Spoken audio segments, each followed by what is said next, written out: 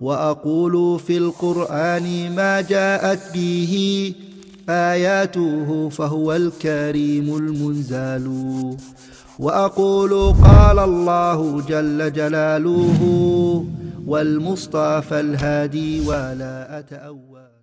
قولي لهم إن الحديث كجنات، إن الحديث سقاء من زمزم، تنثال فيه سكينة من حولنا، وتحفنا رحمات رب منعم. يا نسمة الصبح الآثير تكلمي. نحمده ونستعينه ونستغفره ونعوذ بالله من شرور أنفسنا ومن سيئات أعمالنا، من يهده الله فلا مضل له ومن يضلل فلا هادي له، وأشهد أن لا إله إلا الله وحده لا شريك له، وأشهد أن محمدا عبده ورسوله. يا أيها الذين آمنوا اتقوا الله حق تقاته ولا تموتن إلا وأنتم مسلمون.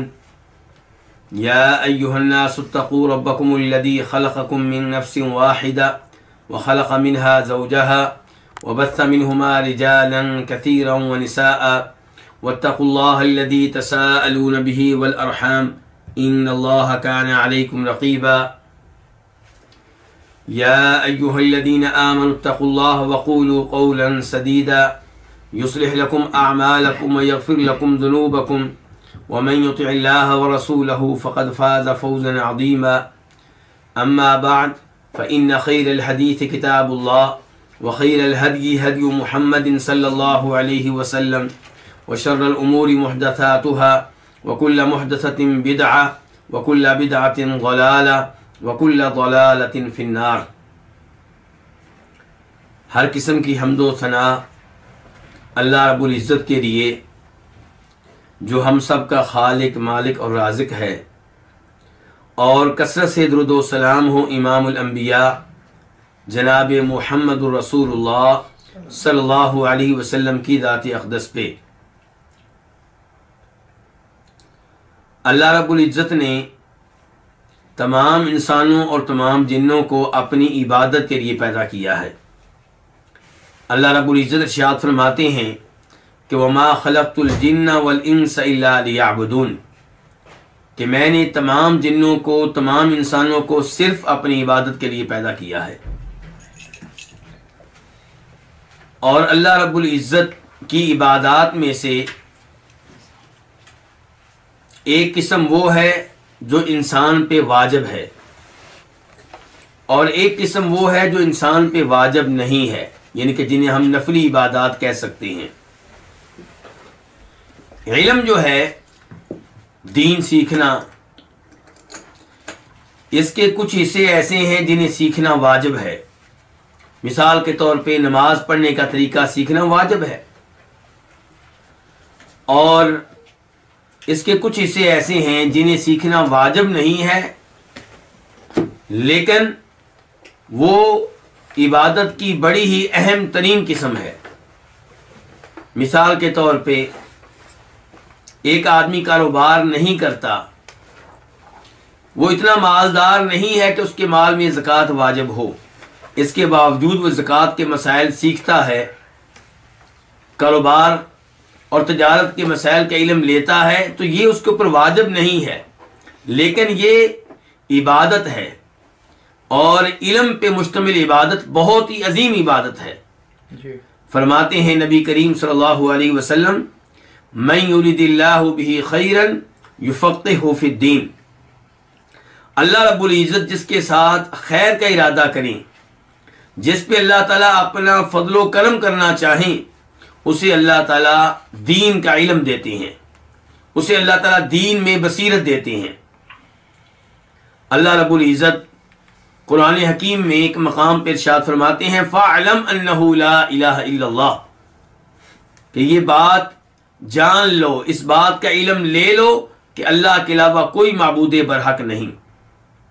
تو یہاں پہ یہ نہیں کہا گیا کہ پڑھو لا الہ الا اللہ، بلکہ کیا کہا گیا ہے؟ جان لو، علم لو۔ اس کا مطلب ہے کہ انسان کو پتہ ہونا چاہیے کہ لا الہ الا اللہ کا مطلب کیا ہے، اور علم نہ ہونے کی وجہ سے آج مسلمان لا الہ الا اللہ پڑھنے کے باوجود شرک کا ارتکاب کرتے ہیں۔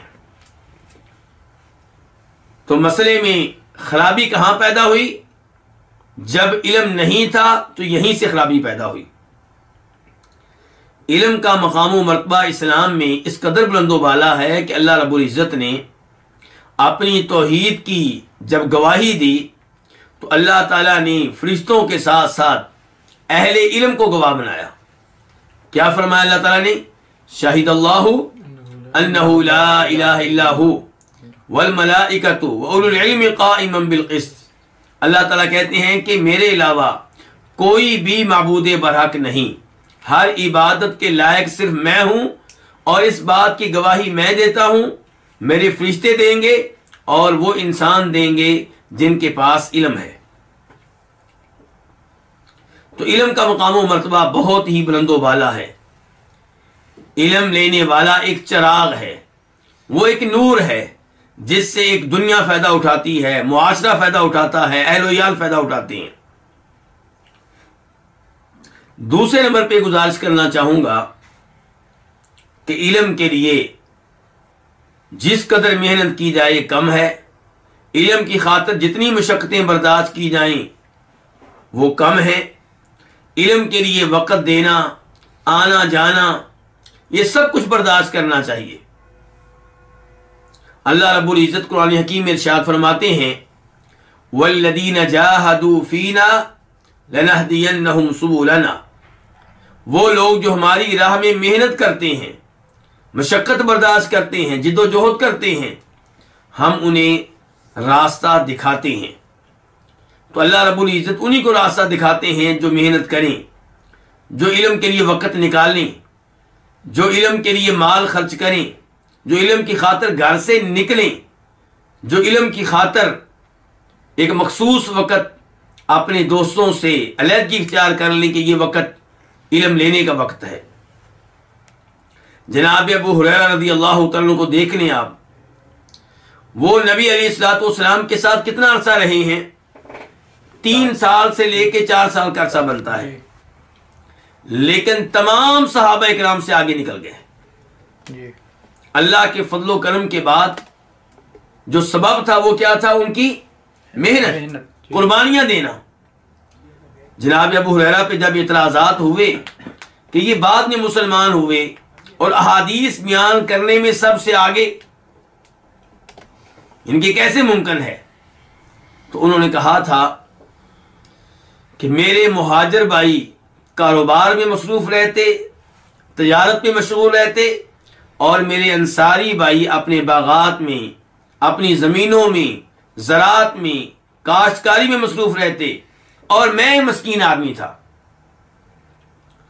میرا ہدف کاروبار نہیں تھا، میری منزل کھجوروں کے باغات نہیں تھے، میرا ہدف ایک ہی تھا کہ بس اللہ اتنا مال دے دے کہ پیٹ بھر جائے، اور اس کے بعد سارا وقت کس کے ساتھ گزرے؟ نبی صلی اللہ علیہ وسلم کے ساتھ۔ بلکہ بہت دفعہ ایسا ہوتا کہ ان کا پیٹ کھانے سے خالی ہوتا، پھر بھی وہ کاروبار کے لیے نہ جاتے، کھیتی باڑی کے لیے نہ جاتے، نبی علیہ الصلوۃ والسلام سے علم لینے کے لیے مسجد نبوی میں پڑے رہتے۔ تو جناب ابو ہریرہ کے انداز میں ہمیں بھی چاہیے کہ ہم علم کے لیے قربانیاں دیں، علم کے لیے اپنے آپ کو وقف کر دیں۔ جو ہی ہم علم لینے کا عزم کرتے ہیں تو شیطان حملہ آور ہوتا ہے۔ اسی لیے اللہ تعالیٰ کہتے ہیں فَإِذَا قَرَأْتَ الْقُرْآنَ فَاسْتَعِذْ بِاللَّهِ مِنَ الشَّيْطَانِ الرَّجِيمِ، کہ جب آپ تلاوت کرنے لگیں تو کیا پڑھ لیں؟ اعوذ باللہ من الشیطان الرجیم، کہ میں اپنے آپ کو اللہ رب العزت کی پناہ میں دیتا ہوں۔ کیوں؟ کیونکہ جو ہی تلاوت کرنے لگیں گے شیطان کے حملے شروع ہو جائیں گے۔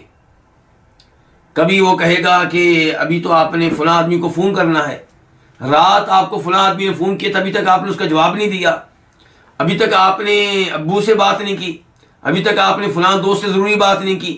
یہ ساری باتیں کب یاد کروائے گا؟ جب آپ تلاوت کرنے لگیں گے۔ تو یہی صورتحال ہے علم کی۔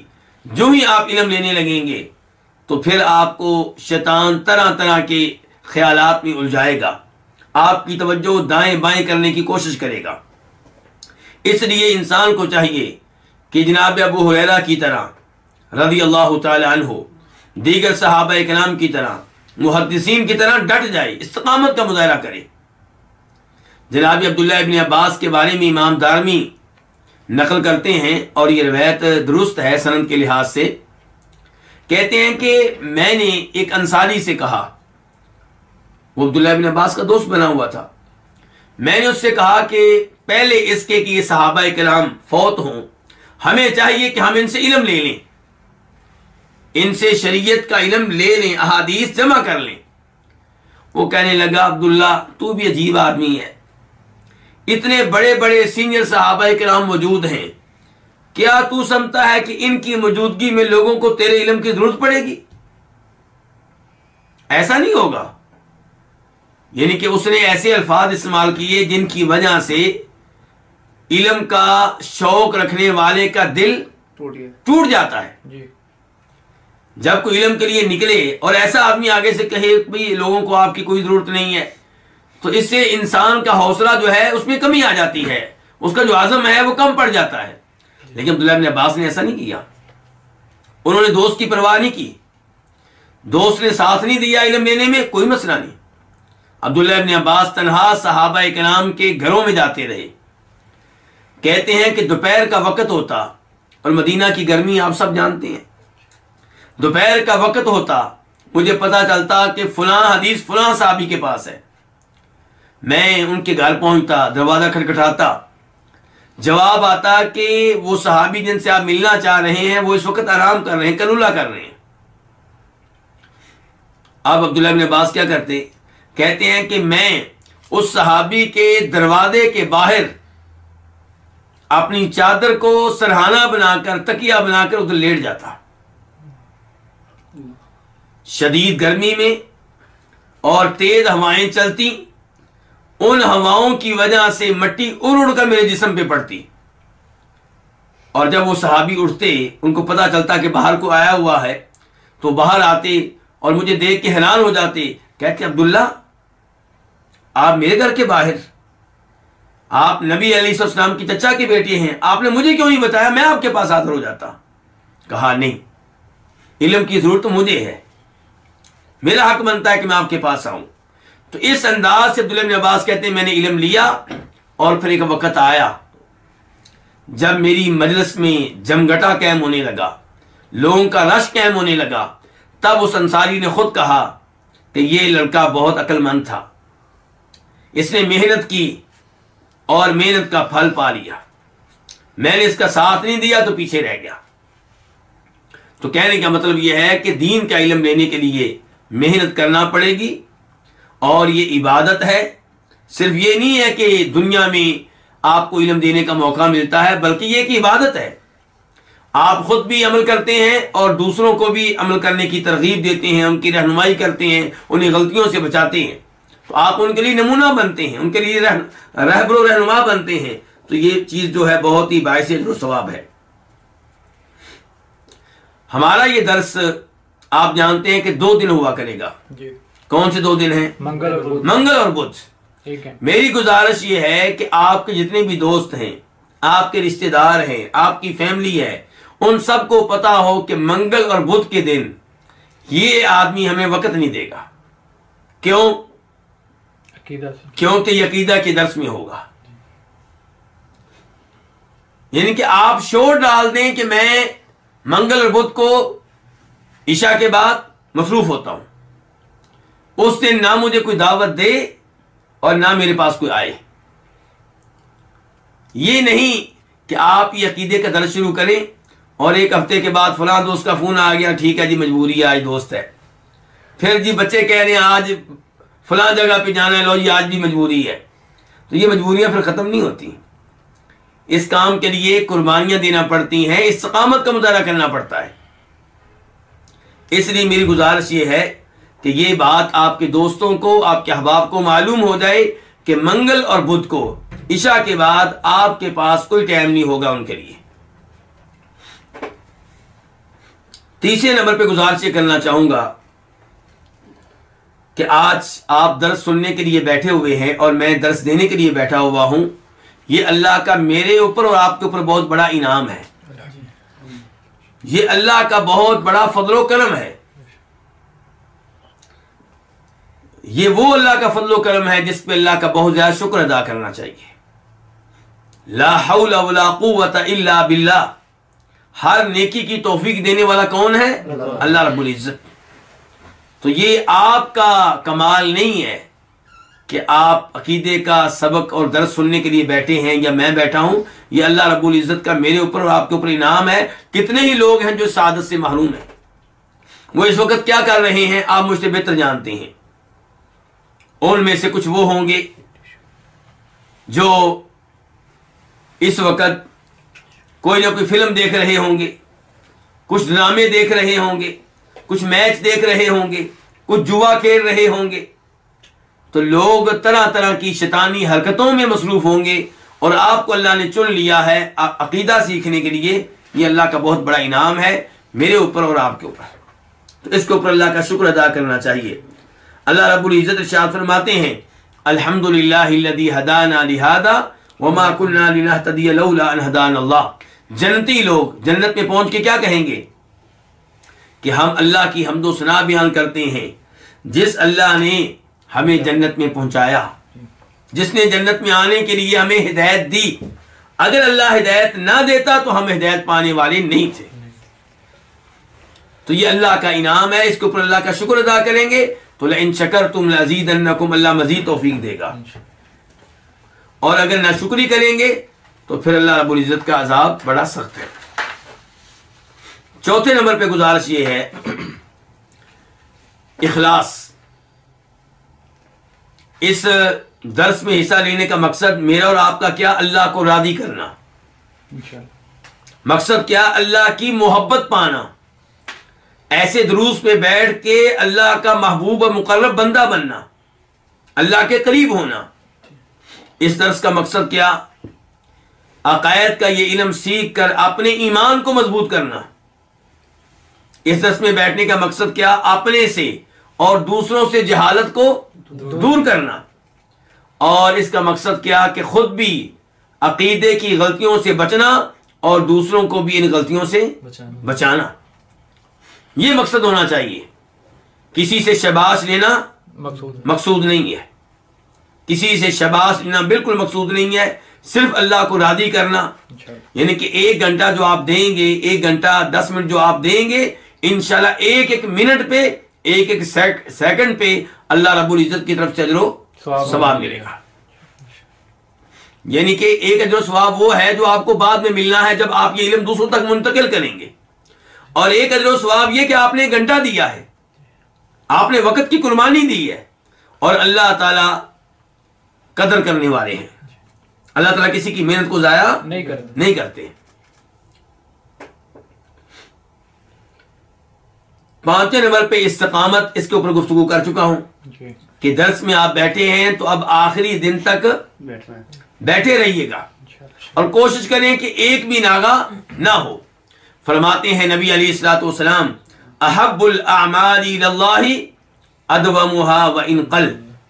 اللہ رب العزت کو وہ نیک اعمال اچھے لگتے ہیں جنہیں مستقل طور پہ کیا جائے, تسلسل کے ساتھ کیا جائے, چاہے وہ عمل تھوڑا ہو.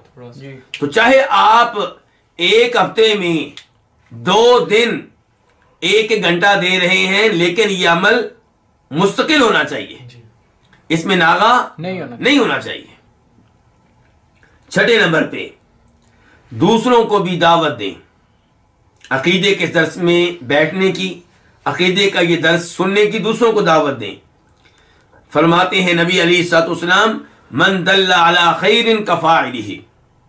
جو کسی کی رہنمائی کرے خیر کے معاملے میں, کسی کو ترغیب دے کسی خیر کی, تو جتنا ثواب اس خیر پہ عمل کرنے والے کو ملے گا اتنا ہی ثواب اس کو ملے گا جس نے رہنمائی کی, جس نے ترغیب دی.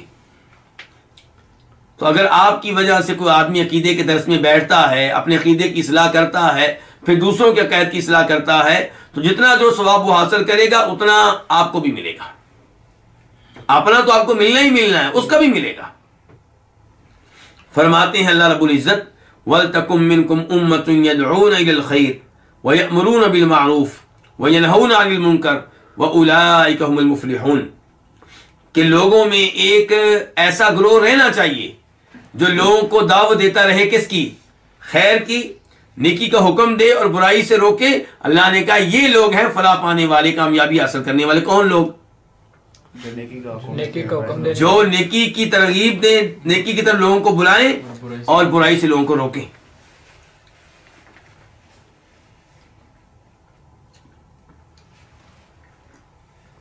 یہاں پہ یہ گزارش کرنا چاہوں گا کہ اپنے گھر کی عورتوں کو خصوصی طور پہ اس درس میں شریک کریں۔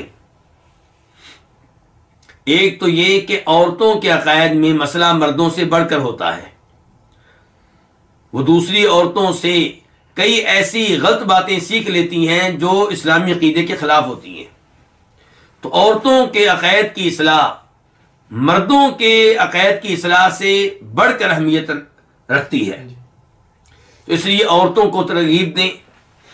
اور جو عورت یعنی کہ اس درس میں اس وقت شریک نہ ہو سکے، وہ اگلے دن ریکارڈنگ سن لے، یوٹیوب کے ذریعے، واٹس ایپ گروپوں میں جو ریکارڈنگ آئے گی وہ سن لی جائے۔ عورتوں کو یہ آپ قائل کریں کہ جب آپ برتن دھو رہی ہوتی ہیں تو آپ کیا کریں؟ ساتھ ساتھ سنیں، عقیدے کا درس سنیں، حدیث کا درس سنیں، تفسیر کا درس سنیں، گھر کے کام بھی ہوتے رہیں اور علم بھی حاصل ہوتا رہے۔ آپ کو معلوم ہوگا جناب عمر فاروق نے کیا کیا ہوا تھا علم لینے کے لیے؟ باری لگائی، کیا کیا ہوا تھا؟ انہوں نے ایک انصاری کے ساتھ معاہدہ کیا ہوا تھا، کیا کہ آپ میرے پڑوسی ہیں اور میں آپ کا پڑوسی ہوں، تو ہم خیر کے کام میں ایک دوسرے سے تعاون کرتے ہیں۔ ایک دن میں محنت مزدوری کیا کروں گا، کاروبار کیا کروں گا، اور آپ نے وہ سارا دن گزارنا ہے کس کے ساتھ؟ نبی صلی اللہ علیہ وسلم کے ساتھ۔ رات کو آپ نے مجھے بتانا ہے کہ آج قرآن کا یہ حصہ نازل ہوا اور آج آپ نے یہ احادیث بیان کی، یہ مسائل بیان کیے۔ اگلے دن میں جایا کروں گا اور پورا دن گزاروں گا نبی علیہ الصلوۃ والسلام کے ساتھ، اور آپ کاروبار کرنا، اور میں رات کو سب احادیث اور آیتیں آپ کو بتا دوں گا۔ اس کا مطلب ہے کہ دونوں کتنے کتنے دن کام کرتے تھے؟ 15 دن۔ ایک مہینے میں 15 دن کام کرتے، اور 15 دن کس کے لیے تھے؟ علم کے لیے۔ تو میں آپ سے یہ تقاضا نہیں کرتا کہ آپ 15 دن محنت مزدوری کریں، جاب کریں اور 15 دن چھٹی لیں۔ آپ دن کے ٹائم جاب کریں، رات کو بھی جو کرنا ہے کریں، صرف ہفتے میں 2 دن، اور وہ بھی ایک گھنٹہ۔ تو اس میں استقامت کا مظاہرہ کیا جائے۔ تو کہنے کا مطلب یہ ہے کہ گھر کی عورتوں کو بھی ترغیب دی جائے۔ 7ویں نمبر پہ جب ہم عقیدے کی کتاب پڑھنے لگے ہیں تو اس میں مکمل طور پہ سنجیدگی کا مظاہرہ کیا جائے۔ وہ کیسے؟ کہ کتاب PDF کی شکل میں آپ کے پاس پہنچ چکی ہے، آپ اس کا پرنٹ نکلوائیں، پرنٹ نکلوانے کے بعد اس کی اچھی سی جلد کروائیں، بائنڈنگ کروائیں، اور پھر اس کے اوپر لکھا کریں۔ جب درس ہو رہا ہے آپ کے ہاتھ میں قلم ہو، کتاب آپ نے کھول رکھی ہو، اور آپ جو اہم چیزیں سمجھتے ہیں انہیں لکھیں۔ اس لیے جو آپ کے پاس PDF بھیجا گیا ہے وہ 2 طرح کا ہے، ایک وہ جس میں صرف عربی متن ہے، اور ایک وہ جس میں اردو ترجمہ ہے، بلکہ 3 کی ہے، اور تیسرا وہ جس میں 400 صفحات ہیں۔ اس میں کیا ہے جو تیسرا ہے، یعنی کہ اوپر 2-3 لائنیں عربی عبارت کی، نیچے اس کا ترجمہ 1-2 لائنوں میں، اور باقی پورا صفحہ خالی ہے۔ وہ کیوں خالی ہے؟ تاکہ آپ اس کے اوپر نوٹ سے لکھ سکیں، بلکہ کئی دفعہ ایک پورا صفحہ خالی رکھا گیا ہے۔ تو اس لیے میری آپ سے گزارش ہے کہ آپ اس کتاب کا پرنٹ نکلوائیں اور اس کو اپنے پاس رکھیں، جب درس ہو رہا ہو تو آپ لکھیں۔ لکھنے کا فائدہ کیا ہوگا؟ لکھنے کا فائدہ کیا ہوگا؟ نمبر 1، لکھنے کا فائدہ یہ ہوگا کہ آپ کی توجہ مکمل طور پہ درس میں رہے گی۔ نمبر 2، لکھنے پہ، سننے کے ساتھ ساتھ لکھنے پہ آپ کو اجر و ثواب ملے گا. یعنی کہ آپ کانوں کے ساتھ سن رہے ہیں توجہ سے، اس کا اجر و ثواب، اور ہاتھوں کو بھی آپ نے لگا لیا ہے ایک نیکی کے کام میں، تو اس کا اجر و ثواب.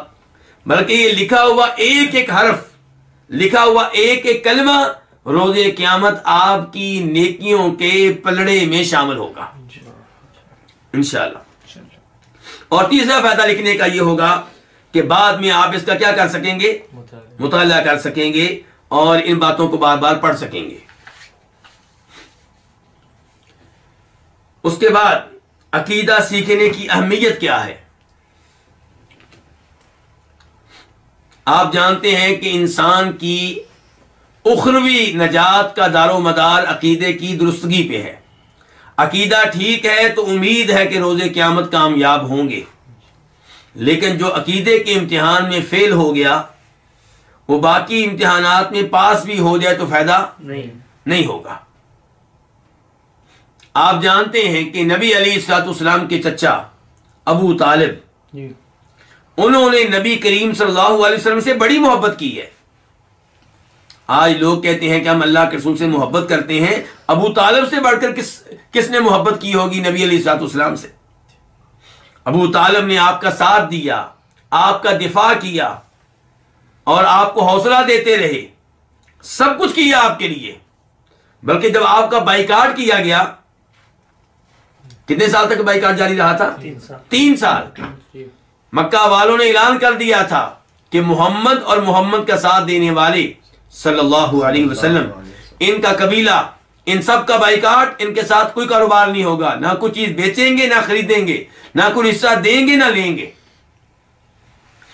حتیٰ کہ ان کو مکہ شہر سے باہر پہاڑوں کے درمیان ایک گھاٹی میں رہنے پہ مجبور کیا گیا. قحط سالی میں مبتلا ہوئے، نوبت یہاں تک پہنچی کہ چمڑا کھانا پڑا، پتے کھانے پڑے، اور اس ساری قربانی میں ابو طالب بھی شریک تھا. لیکن چونکہ کلمہ نہیں پڑھا، توحید و رسالت کا اعلان نہیں کیا، گواہی نہیں دی، اس لیے آپ علیہ الصلوۃ والسلام کو ان کے لیے دعا کرنے سے بھی روک دیا گیا، منع کر دیا گیا. اندازہ کریں کہ عقیدہ ٹھیک نہ ہو تو آپ اپنے کسی رشتہ دار کے لیے دعا بھی نہیں کر سکتے، اپنے والد کے لیے دعا نہیں کر سکتے، اپنی ماں کے لیے دعا نہیں کر سکتے، اپنے بہن بھائیوں کے لیے دعا نہیں کر سکتے. اس سے آپ اندازہ لگا لیں عقیدے کی اسلام میں کیا اہمیت ہے. اور ابن جدعان کی حدیث تو آپ کے علم میں ہوگی، میں کئی دفعہ تذکرہ کرتا رہتا ہوں اس کا.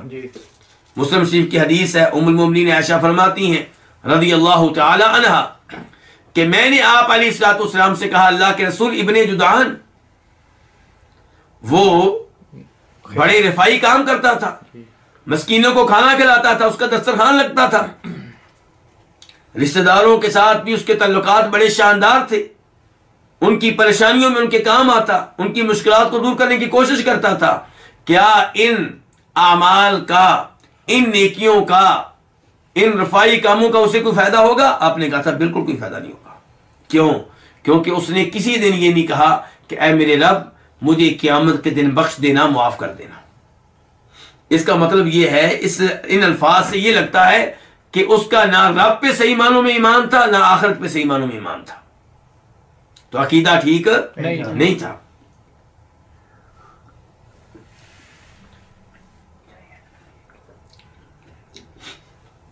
اس لیے عقیدہ سیکھنا نہایت ضروری ہے تاکہ خود بھی عقیدے کی غلطیوں سے بچ سکیں اور دوسروں کو بھی ان غلطیوں سے بچا سکیں اور یوں اجر و ثواب کما سکیں.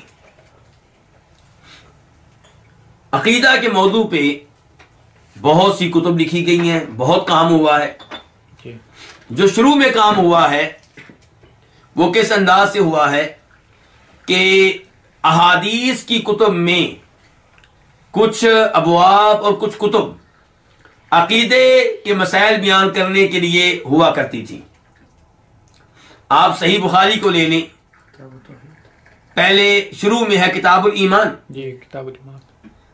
کتاب الایمان امام بخاری نے قائم کر کے اس کے نیچے بہت سے ابواب قائم کر کے بہت سی احادیث لا کر امام بخاری نے ایمان کے بارے میں ہونے والی گمراہیوں کو واضح کرنے کی کوشش کی ہے، ان گمراہیوں کو دور کرنے کی کوشش کی ہے۔ اور امام بخاری نے جو آخری کتاب لکھی ہے وہ کیا ہے؟ یعنی کہ میں یہاں یہ بتا دوں، یہاں کتاب سے مراد کیا ہے کہ صحیح بخاری کے اندر بھی کتابیں ہیں۔ امام بخاری نے اپنی کتاب کو کس میں تقسیم کیا؟ کتب میں۔ کتنی کتابیں ہیں صحیح بخاری میں؟ 97۔ تو آخری کتاب کیا؟ کتاب التوحید۔ اور کتاب التوحید قائم کر کے امام بخاری نے گمراہ فرقوں کی جو گمراہیاں تھیں انہیں رد کرنے کی کوشش کی ہے۔ ایسی احادیث ذکر کی ہیں جن سے پتہ چلتا ہے کہ ان کے عقائد میں خرابی ہے اور ان کے عقائد سے دور رہنا چاہیے۔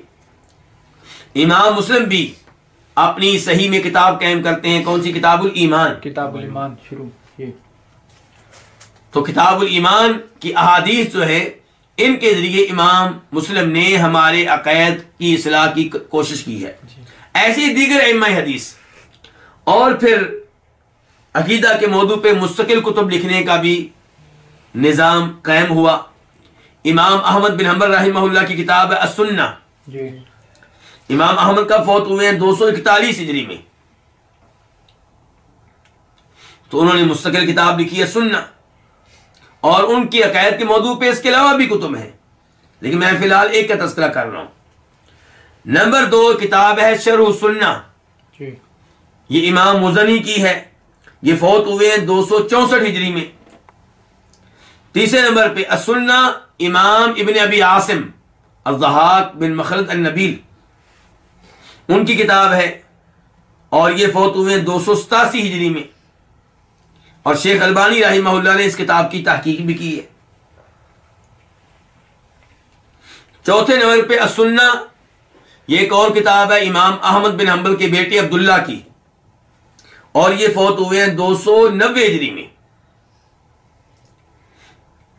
پھر 5ویں نمبر پہ کتاب ہے الشریعہ، محمد بن حسین الاجری کی، اور یہ فوت ہوئے ہیں 360 ہجری میں۔ 6 نمبر پہ الابانہ عن اصول الدیانہ، یہ کس کی ہے؟ ابن بطہ العقبری کی، اور یہ فوت ہوئے ہیں 387 ہجری میں، اور ان کا تذکرہ آگے چل کر آئے گا۔ یہ جو الابانہ والے ہیں ابن بطہ، ان کا تذکرہ آگے چل کر آئے گا، کیونکہ یہ ہماری جو کتاب جو ہم پڑھنے لگے ہیں شرح السنہ، جی اس کے جو رائٹر ہیں اس رائٹر کے یہ شاگرد ہیں۔ کون؟ ابن بطہ۔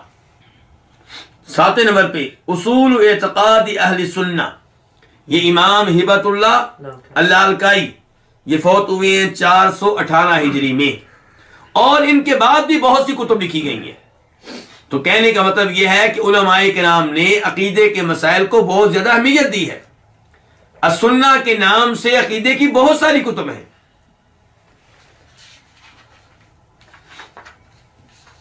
اس کے بعد اب ہم آتے ہیں اپنی کتاب کی طرف۔ اس کتاب کا نام کیا جی؟ شرح السنہ۔ جی امام صاحب کا نام کیا ہے؟ ابو محمد حسن، ابو محمد ان کی کنیت ہے، جی اور نام ہے الحسن بن علی بن خلف البربہاری، بربہاری، جی بغداد کے ہیں۔ بغداد کہاں ہے؟ عراق میں۔ جی تو البربہاری سے کیا مراد ہے؟ البربہاری نسبت ہے بربہار کی طرف، اور بربہار ان ادویات کو کہا جاتا تھا جو ہندوستان سے لائی جاتی تھی۔ تو اب ان کو بربہاری کیوں کہا جاتا ہے اللہ عالم۔ اندازہ آپ کر سکتے ہیں نام سے کہ شاید یہ ہندوستان سے ادویہ منگواتے ہوں اور وہاں پہ بیچتے ہوں، اللہ عالم۔ تو یہ ہے جی ابو محمد حسن بن علی بن خلف البربہاری۔ یہ فوت کب ہوئے ہیں؟ 329 ہجری میں، جی 329 ہجری میں یہ فوت ہوئے ہیں،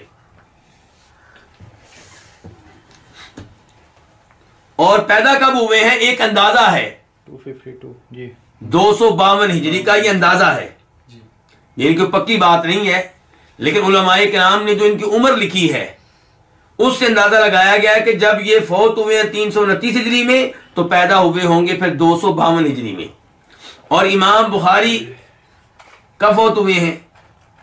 256 ہجری میں، 56 جی یعنی کہ امام بخاری کے فوت ہونے سے 4 سال پہلے یہ پیدا ہو چکے تھے۔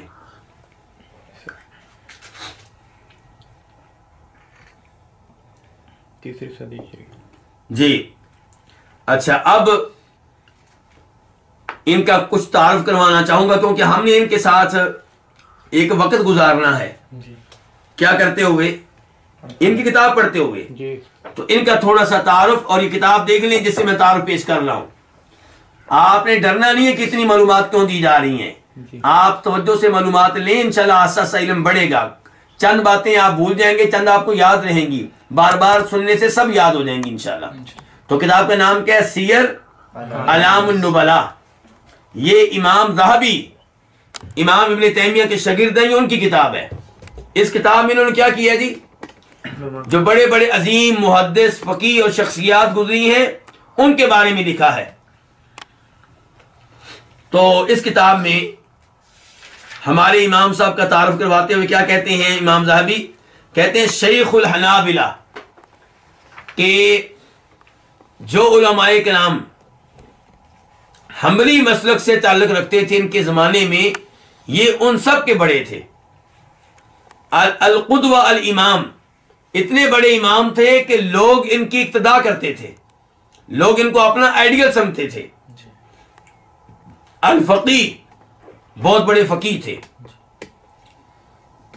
کان قوال بالحق داعیۃ الی الاثر لا یخاف فی اللہ لومۃ لائم، حق بات کہنے میں بے باک تھے، نڈر تھے، ڈرتے جی اور سنت کی طرف، احادیث کی طرف لوگوں کو دعوت دیتے تھے، اور اللہ تعالیٰ کے معاملے میں کسی کے تانے کا کوئی ان کو ڈر نہیں ہوتا تھا، کوئی کیا کہتا ہے اس سے انہیں کوئی غرض نہیں تھی۔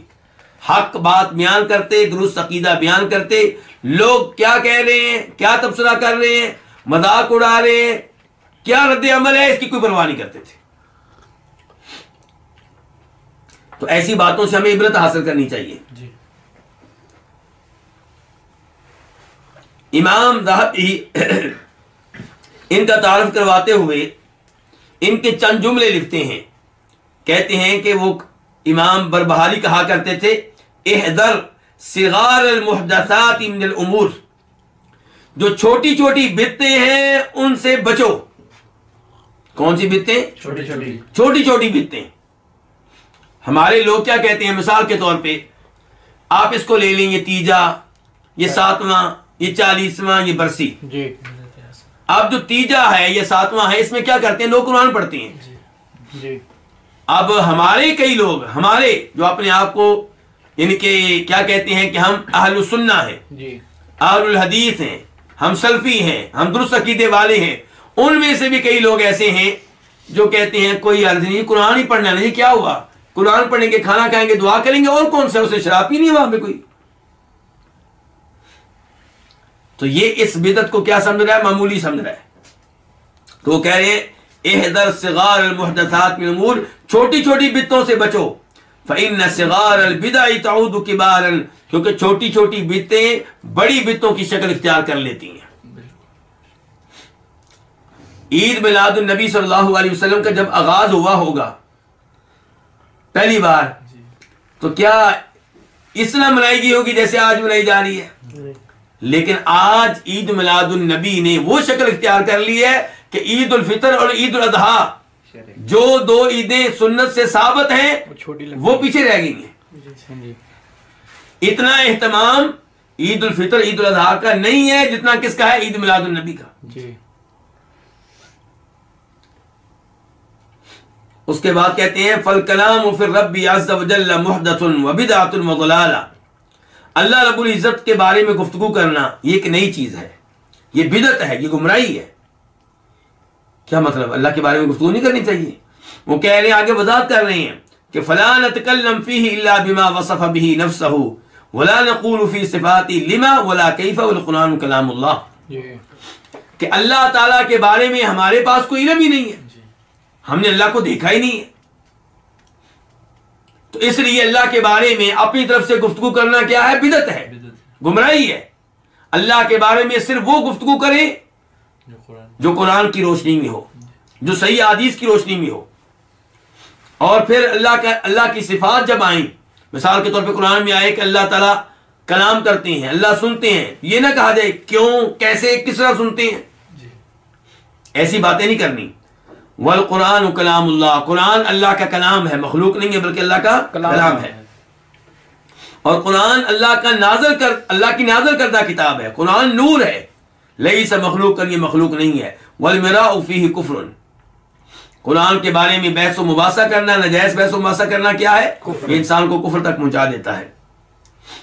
یہ ایک قول میں نے آپ کے سامنے رکھا ہے کہ اس کا امام بربہاری کا, جن کی کتاب ہم پڑھنے لگے ہیں.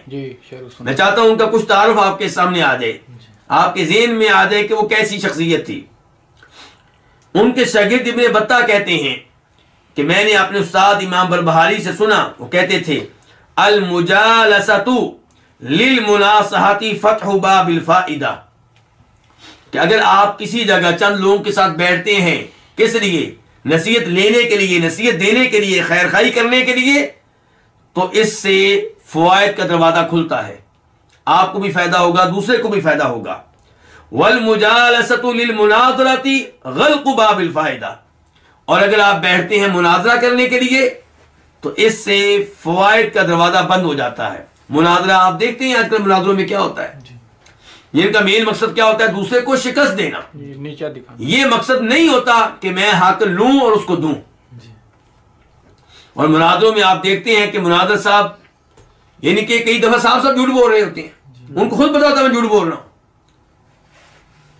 تو اس لیے امام صاحب کا یہ جو نصیحت ہے یہ بھی بڑی شاندار ہے. اس کے بعد امام صاحب کہتے ہیں کہ میں نے شام میں ایک پادری دیکھا. کون دیکھا؟ پادری کس کو کہتے ہیں؟ عیسائیوں کے عالم دین کہہ لیں آپ. تو اس کو دیکھا, وہ ایک چرچ میں تھا اور اس کے ارد گرد بہت سارے پادری بیٹھے ہوئے تھے, اور یہ سب جو ہے چرچ کو ہاتھ لگاتے تھے عقیدت کے ساتھ. تو میں نے ان میں سے ایک نوجوان سے کہا کہ یہ جو تمہارا بڑا پادری ہے, اس کو یہ سب کچھ کیسے ملا ہے؟ تم لوگوں میں جو مقام اس کو ملا ہے, یہ کیسے ملا ہے اس کو؟ تو وہ آگے سے کہتا ہے سبحان اللہ, متى رأيت اللہ يعطي شيئا على شيء. وہ کیا کہتا ہے؟ کیسے اللہ تعالیٰ, کہ آپ نے کب دیکھا ہے کہ اللہ تعالیٰ کسی کو جب کوئی چیز دیتے ہیں تو وہ کوئی چیز دے تو اس کی قیمت کے طور پہ دیتے ہیں. یعنی کہ یہ نظام آپ نے کہاں سے سن لیا ہے کہ اللہ تعالیٰ کسی کو جو چیز دیتے ہیں وہ کسی چیز کی بنیاد پہ دیتے ہیں. یہ بات کس نے بیان کی ہے؟ نوجوان نے نہیں, لیکن ہمارے سامنے واقعہ کس نے رکھا ہے؟ امام بربہاری نے. اور یہ کس کتاب سے میں آپ کو سنا رہا ہوں؟ سیر اعلام النبلاء, امام ذہبی کی. اب امام ذہبی کہتے ہیں قلت ھذا یحتاج الی ایضاح. امام ذہبی کہتے ہیں کہ یہ جو الفاظ اس پادری نے کہے ہیں ان کی وضاحت کی ضرورت ہے. کیسے؟ کہتے ہیں فقد یعطی اللہ عبدہ بلا شیء وقد یعطیہ علی شیء, کہ کبھی اللہ تعالیٰ بندے کو انعامات سے نوازتے ہیں, نعمتوں سے نوازتے ہیں کسی چیز کی وجہ سے, اور کبھی بغیر کسی چیز کے. پھر کہتے ہیں لیکن الشیء الذی یعطیہ اللہ عبدہ ثم یصیبہ علیہ ہوا منہ ایضا, لیکن بندہ جب کچھ کرتا ہے تو اللہ اس کے اوپر جو اجر و ثواب دیتے ہیں, یہ دونوں چیزیں اللہ کی طرف سے ہیں. آپ نے اللہ کی راہ میں مثال کے طور پہ 100 روپیہ دیا تو اللہ نے اس کی برکت سے آپ کو دے دیا کتنا؟ 700 روپیہ. تو جو 100 روپیہ تھا جس کی وجہ سے اللہ نے 700 روپیہ دیا ہے, وہ بھی اللہ کی طرف سے تھا.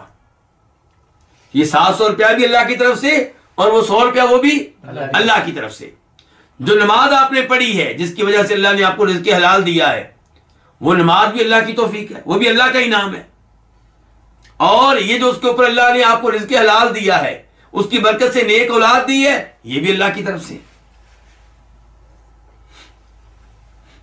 پھر کہتے ہیں امام ذہبی اللہ تعالیٰ فرماتے ہیں وقالوا الحمد للہ الذی ہدانا لہذا وما كنا لنهتدی لولا ان ہدانا اللہ, کہ اگر اللہ تعالیٰ ہمیں ہدایت نہ دیتا تو ہم جنت میں آنے والے نہیں تھے, ہمیں جو ہدایت ملی ہے یہ اللہ کا فضل و کرم ہے. تو یہ ہے امام بربہاری. تو یہ فوت کب ہوئے ہیں پھر 329 ہجری میں.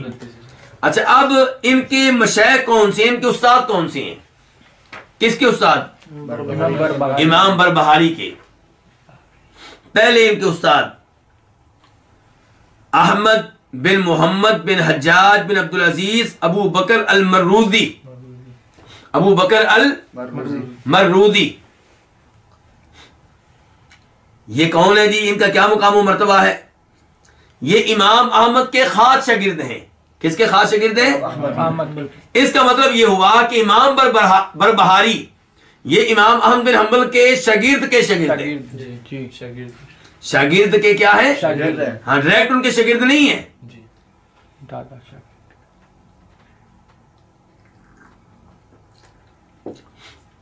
ان کے ڈائریکٹ شاگرد نہیں ہیں, ان کے شاگرد کے شاگرد ہیں. تو امام احمد بن حنبل کے شاگرد کون ہیں پھر؟ ابو بکر المروزی. یہ استاد ہیں کس کے؟ ہمارے امام بربہاری کے. اچھا یہ ابو بکر جو مروزی ہیں یہ امام احمد بن حنبل کے اتنے بڑے شاگرد ہیں کہ امام احمد بن حنبل ان پہ کسی اور کو ترجیح نہیں دیتے تھے. امام احمد بن حنبل ان کو بہت ہی مقام و مرتبہ دیا کرتے تھے, اور یہی ہیں جنہوں نے امام احمد بن حنبل کی آنکھیں بند کی. کب؟ جب امام صاحب فوت ہوئے. اور یہی ہے جنہوں نے امام صاحب کو غسل دیا, اور انہوں نے امام صاحب سے کئی سوالات کیے ہیں اور ان کے جوابات ہیں پھر وہ روایت کی ہیں کہ میں نے امام احمد سے یہ سوال کیا تو انہوں نے یہ جواب دیا, میں نے یہ سوال کیا انہوں نے یہ جواب دیا. یہ کب فوت ہوئے ہیں؟ یہ 275 ہجری میں فوت ہوئے ہیں. اور ان کے بارے میں امام ذہبی کہتے ہیں شیخ الاسلام. ابو بکر مروزی کے بارے میں کیا کہتے ہیں امام ذہبی؟ شیخ الاسلام. اور کہتے ہیں کہ یہ امام احمد بن حنبل سے احادیث روایت کرتے ہیں اور یہ ان کے ساتھ چمٹے رہے.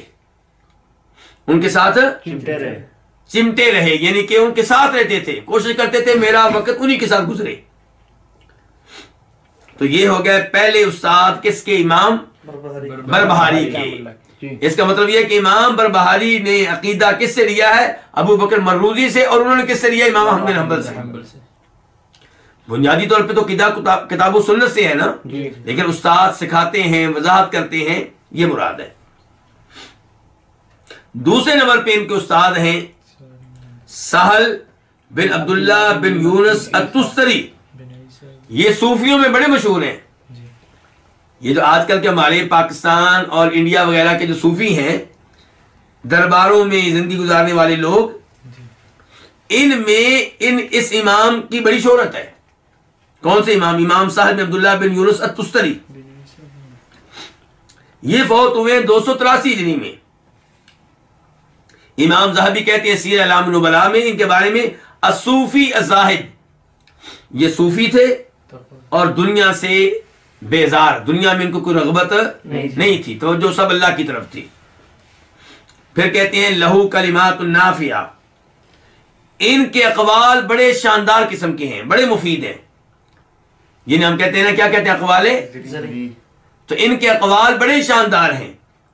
تو ان کے پھر یہ اقوال امام ذہبی نے نقل کیے ہیں اپنی کتاب سیر میں. میں نے ان میں سے 2 آپ کے لیے سلیکٹ کیے ہیں, 2 آپ کے سامنے رکھنا چاہتا ہوں. نمبر 1, امام ذہبی کہتے ہیں کہ ایک کتاب ہے ذم الکلام. ذم الکلام کا مطلب کیا؟ کلام کس کو کہتے ہیں؟ کلام, بات, گفتگو. ذم الکلام، علم کلام کی مذمت، یہ کون سا علم ہے؟ منطق وغیرہ کا جو علم ہے اسے کیا کہتے ہیں؟ علم کلام. اور اس علم کلام پہ بڑا فخر ہے کئی ایسے لوگوں کو جن کے عقائد درست نہیں ہیں. مسلمانوں میں کئی ایسے لوگ ہیں جو درست عقیدے پہ نہیں آ سکے. علم کلام پہ ان کو بڑا فخر ہے کہ ہم علم کلام کے ماسٹر ہیں، جبکہ علم کلام ہی ان کی گمراہی کا سبب بنا. تو امام ایک گزرے ہیں ابو اسماعیل الحروی، عبداللہ بن محمد انصاری، اور ان کو ابن تیمیہ بھی شیخ الاسلام کہتے تھے. امام ابن تیمیہ ان کو کیا کہتے تھے؟ شیخ الاسلام. کن کو؟ یہ جو ضم الکلام کے مؤلف ہیں، الحروی، ابو اسماعیل الحروی. تو ان کی کتاب ہے ضم الکلام، اس میں انہوں نے لکھا ہے سہل کے بارے میں. سہل کون سے؟ جو ہمارے جو امام بربہاری ہیں ان کے استاد، ان کے بارے میں لکھا ہے کہ سئل سہل، سہل سے پوچھا گیا، سوال کیا گیا. سوال کرنے والے نے سوال کیا کیا؟ الی متی یکتب الرجل الحدیث، کہ انسان کب تک حدیثیں لکھتا رہے. دوسرے لفظوں میں کب تک انسان حدیث کا علم لیتا رہے، کب تک انسان حدیث کا علم لیتا رہے. قال حتی یموت، کہا فوت ہونے تک. کب تک لیتا رہے؟ یہ ہے پرانے صوفی. پرانے صوفی شرک کی دعوت نہیں دیتے، بدعات کی دعوت نہیں دیتے، وہ تو حدیث کی دعوت دے رہے ہیں اور کہہ رہے ہیں آخری وقت تک آپ حدیث کا علم لیتے رہیں.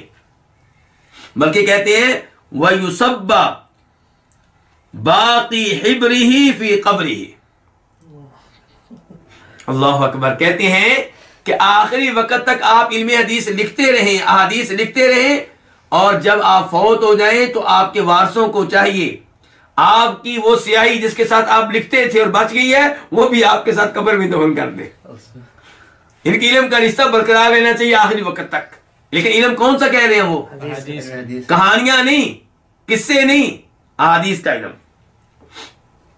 دوسرے نمبر پہ دیکھیں وہ کیا کہتے ہیں؟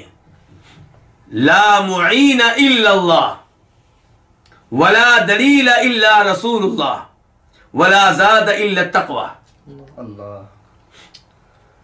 آج درباروں سے منسلک لوگ لوگوں کو بھی شرک میں مبتلا کر رہے ہیں، خود بھی شرک کر رہے ہیں. کوئی یا علی مدد کے نعرے لگا رہا ہے، کوئی یا رسول اللہ مدد کے نعرے لگا رہا ہے، اور یہ کیا کہہ رہے ہیں؟ کہتے ہیں لا معین الا اللہ، مدد کرنے والا، غوث اعظم، مشکل کشا، حاجت روا ایک اللہ. کہتے ہیں لا معین الا اللہ. اور پھر کہتے ہیں کہ رہبر و رہنما بھی ایک. کہتے ہیں رہبر و رہنما بھی ایک. کون؟ اللہ کے رسول صلی اللہ علیہ وسلم. بڑی اہم بات ہے، نوٹ کیجیے آپ کہ توحید کی باری آئی ہے تو کہہ رہے اللہ کے علاوہ کوئی مددگار نہیں. اور یہ بھی کہہ رہے ہیں کہ رہبر و رہنما بھی ایک ہی ہے. اس کا مطلب یہ ہے کہ نبی علیہ الصلوۃ والسلام امام اعظم ہیں، قائد اعظم ہیں. امام مالک، امام شافی، امام احمد اور دیگر ائمہ، ان کا فتویٰ جب نبی علیہ السلام کی حدیث سے ٹکرائے گا تو بات اللہ کے رسول کی دی جائے گی. پھر کہتے ہیں ولا زاد الا التقوی، جنت میں جانے کے لیے، جہنم کی آگ سے بچنے کے لیے زاد راہ تقوی. یہ نہیں ہے کہ میں جناب بزرگوں کی قبروں پہ چادریں چڑھاتا رہا ہوں تو وہ میرے کام آ جائے گی چادریں چڑھانا، یا دیگیں دیتا رہا ہوں یا بکرے ذبح کرتا رہا ہوں. نہیں، زاد راہ صرف کیا ہے؟ تقوی ہے. اب ان کے شاگرد کون کون سے ہیں؟ کیوں جی ان کے شاگرد نمبر ایک، بات پہلے ہو چکی، ابن بطہ. پہلے شاگرد کون ہے؟ ابن بطہ. اور ابن بطہ وہ ہے جن کی اپنی عقیدے کی کتاب ہے بڑی شاندار، الابانۃ الکبریٰ. تو یہ بہت بڑے امام ہیں جو ہمارے اس امام کے شاگرد ہیں. اس کے بعد ہمارا آج کا آخری موضوع وہ کیا ہے؟ کتاب کا نام کیا جی ہماری کتاب کا؟ شرح السنہ. شرح کا مطلب کیا ہے؟ کہ سنت کی وضاحت. شرح کا مطلب کیا ہے؟ وضاحت. السنہ کا معنی کیا ہے؟ اب مسئلہ یہ ہے کیوں جی سننا کس کو کہتے ہیں؟ سنت سنت سننا کس کو کہتے ہیں؟ جی طریقہ. لفظی معنی تو واقعی طریقہ ہی ہے اس کا، لیکن مراد کیا لیتے ہیں اس سے؟ نبی صلی اللہ علیہ وسلم. لفظ سنت کا استعمال علماء کرام بار بار کرتے ہیں اور اس کے مختلف معانی مراد لیتے ہیں. پہلا معنی، ہر وہ چیز جو کتاب و سنت میں آئی ہے، جو کچھ بھی کتاب و سنت میں آیا ہے وہ کیا ہے؟ وہ سنت ہے. نبی علیہ السلام کی وہ سنت ہے، یعنی کہ آپ کی وہ شریعت ہے، آپ کا وہ طریقہ ہے. جو بھی قرآن میں آیا یا حدیث میں آیا تو پورے کا پورا دین اسلام، پوری کی پوری شریعت کیا ہے؟ نبی علیہ السلام کا طریقہ ہے، آپ کی سنت ہے. تو سنت کا پہلا معنی کیا ہوا؟ پھر پورا دین، پوری شریعت، پورا اسلام. اور یہیں سے فرماتے ہیں نبی علیہ السلام فمن رغب عن سنتی فلیس منی، کہ جو میری سنت سے راز کرے وہ مجھ میں سے نہیں، یعنی کہ میری شریعت سے، میرے دین سے. یہ بخاری مسلم کی حدیث ہے. دوسرے نمبر پہ سنت کا معنی کیا ہے؟ حدیث. دوسرے نمبر پہ سنت کا معنی کیا ہے؟ حدیث، یعنی کہ ایک قرآن اور ایک حدیث. سنت کا پہلا معنی کیا تھا؟ قرآن بھی اور حدیث بھی، جی جو بھی پورا دین. جی سنت کا دوسرا معنی کیا؟ صرف حدیث. صرف حدیث. چنانچہ فرماتے ہیں نبی علیہ الصلوۃ والسلام اس حدیث میں جس کو امام حاکم اپنی مستدرک میں لے کر آئے ہیں، یا ایھا الناس، اے لوگو، انی قد ترکت فیکم، بے شک میں نے تم میں ایک ایسی چیز چھوڑی ہے، ما ان اعتصمتم بہ، جس کو اگر تم مضبوطی سے تھام لو تم کبھی گمراہ نہیں ہوگے، کتاب اللہ و سنت نبیہ صلی اللہ علیہ وسلم، اللہ کی کتاب اور میری سنت. اللہ کی کتاب اور میری سنت. تو پتہ چلا اللہ کی کتاب کا تذکرہ پہلے کر دیا اور بعد میں تذکرہ کیا کس کا؟ اپنی احادیث کا.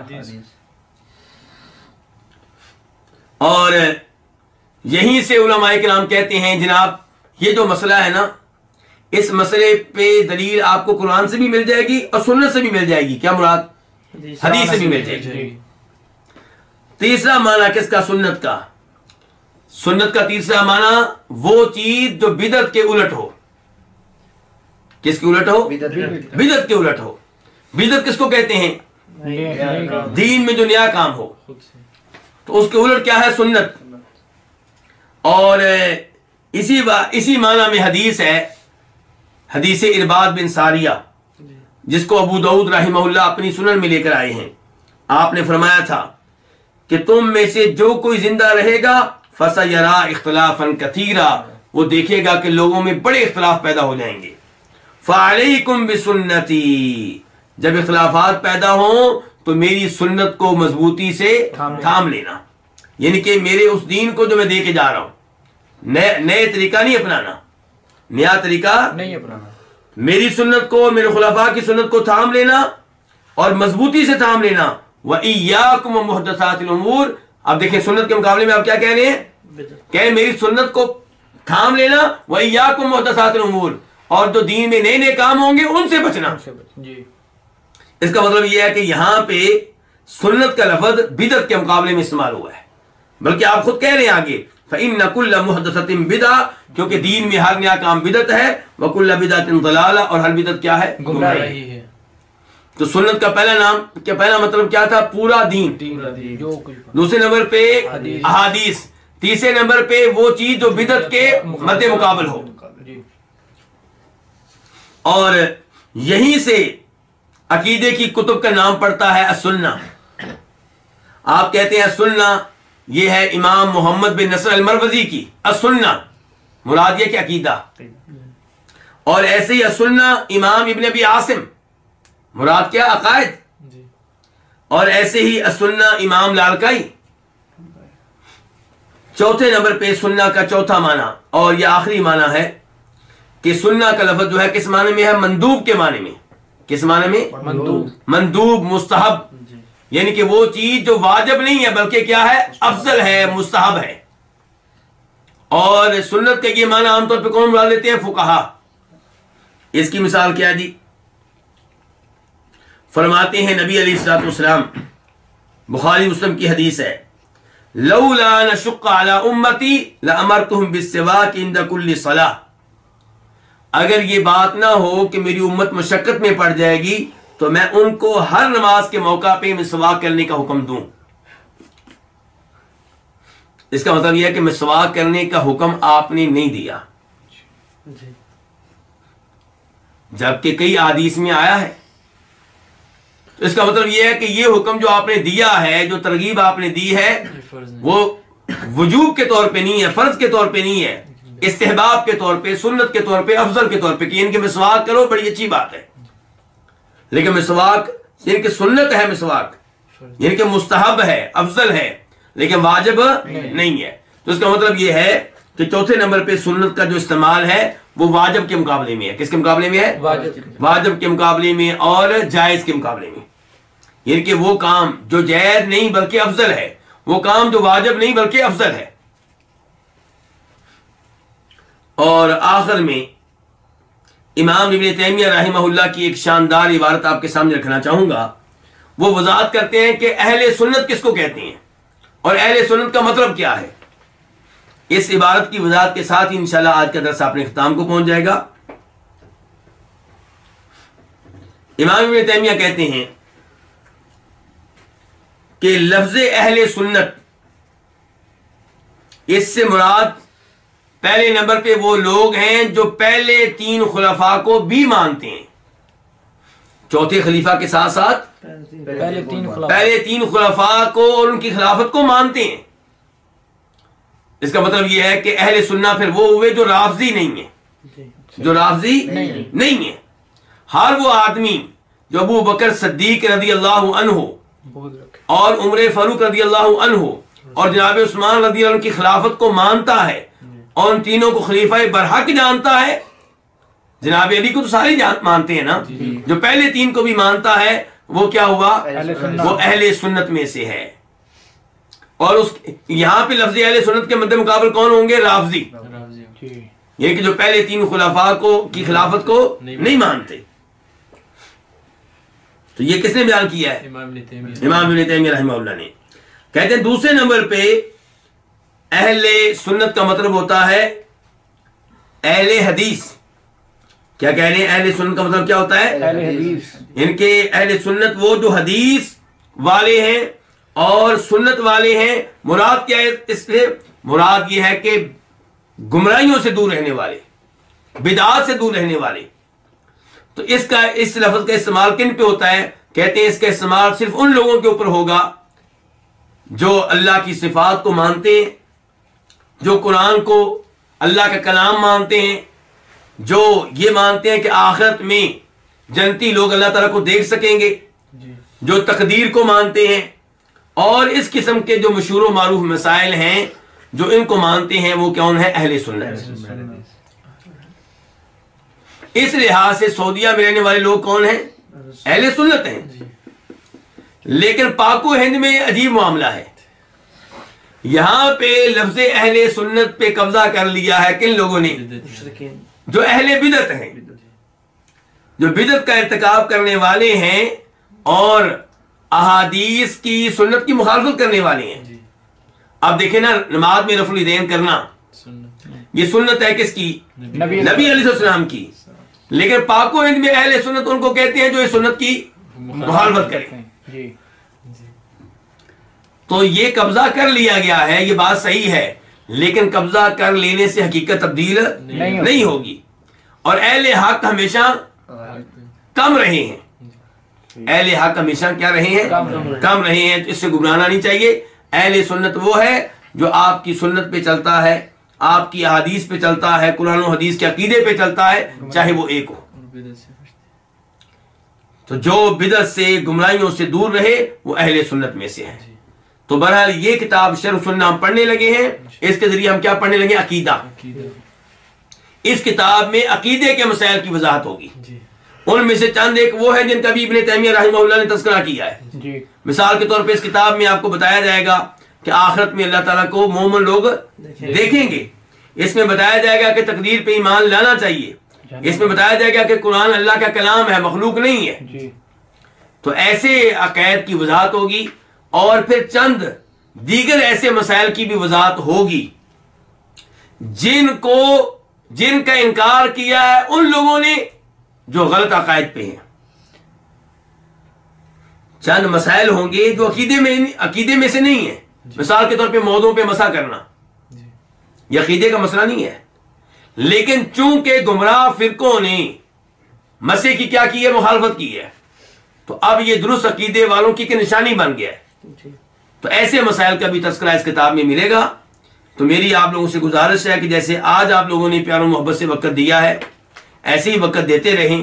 اللہ تعالیٰ آپ لوگوں کے وقت میں برکتیں ڈالے۔ کوشش ہوا کرے گی کہ 11 بجے تک ہمارا درس مکمل ہو جائے۔ اللہ رب العزت آپ لوگوں کی یہ محنتیں قبول فرمائے، مجھے اور آپ کو استقامت دے، مجھے اور آپ کو اتنی صحت دے کہ ہم یہ علم لیتے رہیں اور دیتے رہیں۔ مجھے اور آپ کو اللہ تعالیٰ اخلاص دے، اور اللہ تعالیٰ پوری زندگی ایسے ہی قائم و دائم رکھے جیسے کس نے کہا تھا؟ ہاں جی، کس نے کہا تھا؟ امام سہل بن سہل تستری نے کیا کہا تھا کہ علم حدیث لکھتے رہیں کب تک؟ موت تک۔ اور اللہ بھی کہتے ہیں وَاعْبُدْ رَبَّكَ حَتَّىٰ يَأْتِيَكَ الْيَقِينُ، اللہ کی عبادت کرتے رہیں کب تک؟ موت آنے تک۔ اور علم اللہ کی بہت بڑی عبادت ہے۔ اللہ ہم سب کو توفیق بخشے۔ وصلی اللہ تعالی علی نبینا محمد وعلی آلہ وصحبہ اجمعین۔ میری گزارش کہ آئندہ کل کے درس میں آپ کے پاس کتاب ہو، آپ پرنٹ نکلوائیں آج ہی اور جلد کے لیے دے دیں، اور کل کے درس میں وہ کتاب آپ کے پاس ہو، قلم آپ کے پاس ہو، توجہ سے انشاءاللہ ہم پڑھیں گے۔ اللہ تعالی ہمیں عقیدہ سیکھنے کی توفیق دے۔ وآخر دعوانا الحمدللہ رب العالمین۔